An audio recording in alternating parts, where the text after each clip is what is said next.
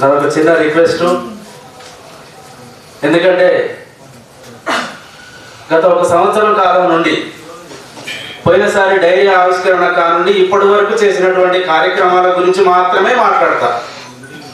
ఏ సంఘం గురించి కానీ వ్యవస్థలో జరిగే రాజకీయ నాయకుల గురించి కూడా కానీ నేను ఒక్క మాట కూడా నేను మాట్లాడను. నా పేరు యాదాద్రి శేఖర్, మన తెలంగాణ మాదిగ సంక్షేమ సంఘానికి రాష్ట్ర ఉపాధ్యక్షుడిని.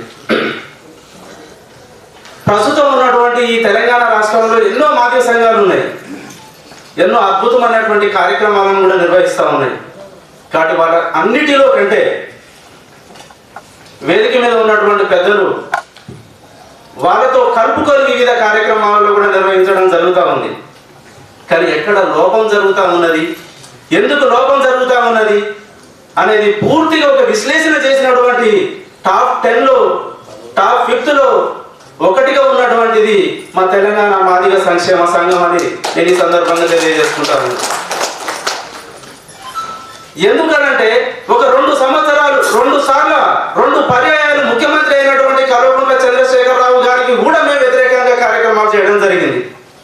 కానీ బయట చాలా మంది కొన్ని సంఘాలు మమ్మల్ని విమర్శన చేస్తూ ఉన్నారు, మమ్మల్ని తిడతా ఉన్నారు కూడా. ఎందుకు అనంటే మీరు బీఆర్ఎస్ పార్టీకి అనుకూలంగా ఉంటారు అని చెప్పేసి. భారత రాజ్యాంగాన్ని ఎప్పుడైతే మాజీ ముఖ్యమంత్రి వర్యులు కల్వకుంట్ల చంద్రశేఖరరావు గారు విమర్శన చేయడం జరిగిందో అట్టి దాని గురించి రౌండ్ టేబుల్ సమావేశాలు దరిదాపులో ఉమ్మడి 10 జిల్లాలలో 6 జిల్లాలలో నిర్వహించినటువంటి గొప్ప చరిత్ర కలిగినటువంటిది మా తెలంగాణ మాదిగ సంక్షేమ సంఘం. దళితులను అభివృద్ధి పరుస్తానన్నాడు. దళితుల కోసం దళిత బంధు మేము ఒక అద్భుతమైనటువంటి స్కీమును మేము ప్రవేశపెడతా ఉన్నామని చెప్పేసి దళిత బంధు నిధులను విడుదల చేయకపోతే 17,700 కోట్ల రూపాయలు ఎక్కడ పోయినాయని ప్రభుత్వాన్ని ప్రశ్నించినటువంటి ఏకైక గొంతు మా రాష్ట్ర అధ్యక్షుడు గడ్డ యాదయ్య మాదిగ గారు. దీనికి మాకు గర్వకారణంగా మేము భావిస్తా ఉన్నాం.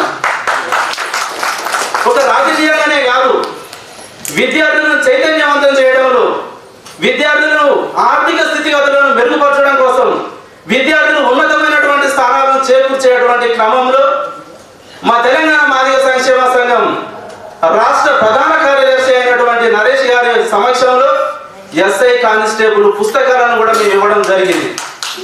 దాంట్లో కూడా మన కొంతమంది మేము ఇచ్చినటువంటి మెటీరియల్ చదివి దాంట్లో కూడా కొంతమంది కానిస్టేబుల్ అయ్యారు. అది కొంత రిజల్ట్ సస్పెన్షన్లో పడ్డది. దానితో పాటుగా ఈ హైదరాబాదు ఈ తెలంగాణ రాష్ట్ర రాజధానిలో మాకంటూ ఒక ఆఫీసు ఉన్నది. ఆ ఆఫీసులో కూడా మేము చదువుకోవడానికి కోచింగ్ సెంటర్లు అమ్ముడుపోతుండో ఉండడానికి మాకు వసతులు లేవు అనంటే మా రాష్ట్ర ప్రధాన కార్యాలయాన్ని వాళ్ళకి ఇవ్వడం జరిగింది. ఇది గొప్ప చరిత్ర అని మేము భావిస్తా ఉన్నాం. మరి ఇలాంటి కార్యక్రమాలు ఒకటే కాదు. 2019 సంవత్సరంలో బీజేపీ ప్రభుత్వం కేంద్రంలోకి వచ్చినట్లయితే కేవలం 100 రోజులలో మేము ఎస్సీ వర్గీకరణ చేస్తామని చెప్పేసి మాట తప్పినందుకు బీజేపీ ఆఫీస్ ముట్టడి కూడా మేము చేయడం జరిగింది. కిషన్ రెడ్డి గారి హౌస్ ముట్టడి కూడా మేము చేయడం జరిగింది. ఇటు రాష్ట్ర ప్రభుత్వంలో ఉన్నటువంటి బీఆర్ఎస్ పార్టీకి సంబంధించి కానీ అటు కేంద్ర ప్రభుత్వంలో ఉన్నటువంటి బీజేపీ వాళ్ళతో కానీ మాకు ఏ రాజకీయ పార్టీతో అనుసంధానం లేదు. మా మాదిగల యొక్క అభివృద్ధి సామాజికంగా, ఆర్థికంగా, రాజకీయంగా, భౌగోళికంగా, ఉద్యోగ విద్యా వ్యవస్థలలో అభివృద్ధి పరచడమే ఒక ముఖ్యమైనటువంటి ఎజెండాగా ఎంచుకొని ముందుకు సాగుతున్నటువంటి సంక్షేమ సంఘం మా తెలంగాణ మాదిగ సంక్షేమ సంఘం అని మేము గర్వంగా ఫీల్ అవుతా ఉన్నాం.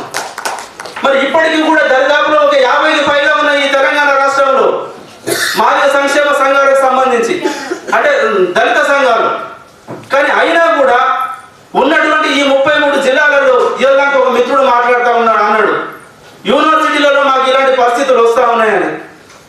ఈ 33 జిల్లాలలో దళిత మహిళల మీద కూడా ఎన్నో అగాత్యాలు, దాడులు జరుగుతూ ఉన్నాయి.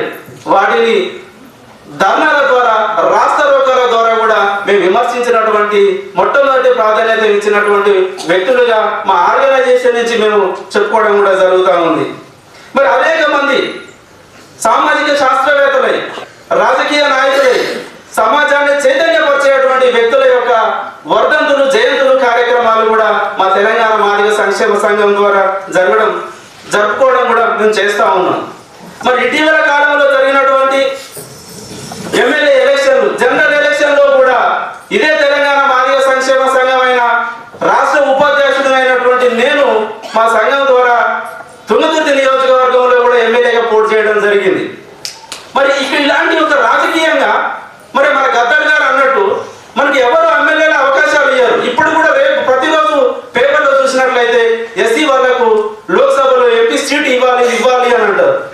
కానీ గద్దర్ గారు అన్నట్లు బుద్ధి గుంజుకుందామురో, మరి మనం కూడా నామినేషన్ వేసుకోవచ్చు కదా, మనం కూడా పోటీ చేయవచ్చు కదా. కానీ మనకు ఎవరెందుకు ఇవ్వాలి? మనం ఈ రోజు నుంచి ఒక్కొక్క అడుగు వేస్తేనే కదా 10 అడుగులు ముందుకు పోయేది అన్నటువంటి ఒక ఆలోచనతోటి మేము ముందుకు పోవడం జరిగింది. అక్కడ ఉన్నటువంటి 14 మంది పోటీ చేస్తే దాంట్లో మెరుగైనటువంటి స్థాయికి కూడా మేము పోవడం కూడా జరిగింది. ఇలాంటి కార్యక్రమాలతో పాటుగా రేపు స్థానికంగా జరిగేటువంటి ఎలక్షన్లలో, రేపు జరిగేటువంటి లోక్సభ ఎలక్షన్లలో కూడా మా రాష్ట్ర అధ్యక్షుడైనటువంటి గడ్డ మాదయ్య గారిని ప్రత్యేకమైనటువంటి విన్నపం మీ ముందు ఈ సభా వేదిక మేము రిక్వెస్ట్ చేస్తా ఉన్నాం. ప్రతి జిల్లాలో ఉన్నటువంటి రాజకీయంగా ముందుకు పోవాలనుకుంటున్నటువంటి ప్రతి వ్యక్తులను కూడా రాజకీయంలోకి ప్రవేశించేలా, అది స్థానికంగా వార్డు మెంబర్ల కానించి, ఎమ్మెల్యేల కానించి, లోక్సభ రేపు జరగబోయేటువంటి ఎంపీల వరకు కూడా రాజకీయంగా ముందుకు తీసుకుపోయేటువంటి ప్రయత్నాలు చేయాలని ప్రత్యేకమైనటువంటి కృతజ్ఞతలు తెలియజేసుకుంటా ఉన్నాం. మరి ఈ సంవత్సర కాలంలో ఎన్నో సంఘటనలు జరిగినాయి.